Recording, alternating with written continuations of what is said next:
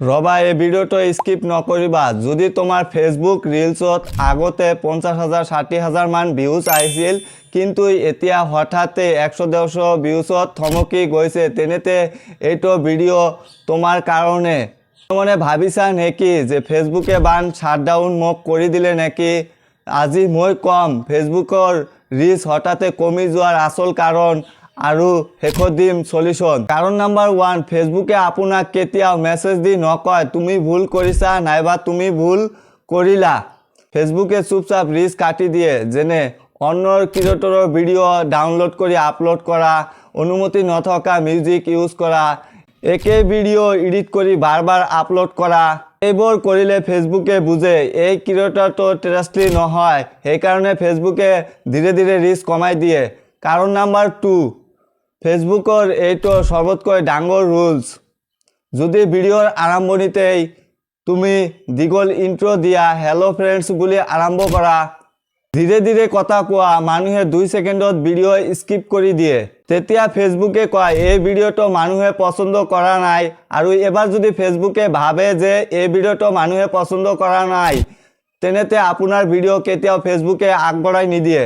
Number 3, একে বিষয়ত একে স্টাইলত একে কথা 10টা ভিডিও ফেসবুকত আপলোড কৰি দিয়া। ফেসবুকে সদায় নতুনত্ব বিচাৰে, নতুন কিবা নাপালে ফেসবুকে আপোনাৰ ভিডিও পুশ নকৰে। কাৰণ নাম্বাৰ 4, ফেসবুকে ভিউজতকৈ বেছি ওয়াচ টাইম চায়। যদি আপোনাৰ ভিডিও শেষলৈ নাচায় ফেসবুকে বুজি পায় এইটো ভিডিও শক্তিশালী নহয়, সেইকাৰণে বহু ভিডিও 1-1.5 হাজাৰ মান ভিউজ আহি থমকি যায়।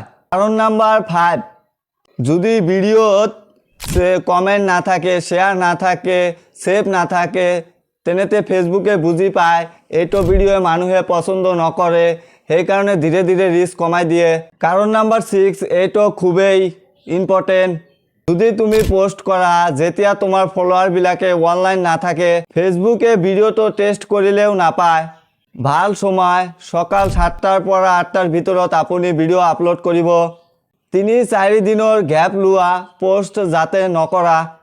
প্ৰথম লাইনত প্ৰব্লেম বা হুক কথা কোৱা, প্ৰশ্ন সোধা যাতে কমেন্ট আহে, নিজা কন্টেন্ট বনোৱা, সহজ ভাষাত কথা কোৱা, সকলোৱে যাতে আপোনাৰ কন্টেন্টটো বুজি পায়। এইবোৰ কৰিলে ফেসবুকে ধীৰে ধীৰে আপোনাক পুনৰ ট্ৰাষ্ট কৰিব। আপুনি যদি নাজানে ফেসবুক পেজ কেনেকৈ গ্ৰো কৰিব লাগে, তেনেহলে এইটো ভিডিওৰ ডিসক্ৰিপশন বক্সত এটা লিংক আছে, ভিডিওটো চাব পাৰে। ভিডিওটো ভাল লাগিলে এটা লাইক কৰিব আৰু চেনেলটো সাবস্ক্ৰাইব কৰি ৰাখিব, কিয়নো এইটো চেনেল বনোৱা হৈছে নতুন নতুন ক্ৰিয়েটৰৰ হেল্পৰ কাৰণে।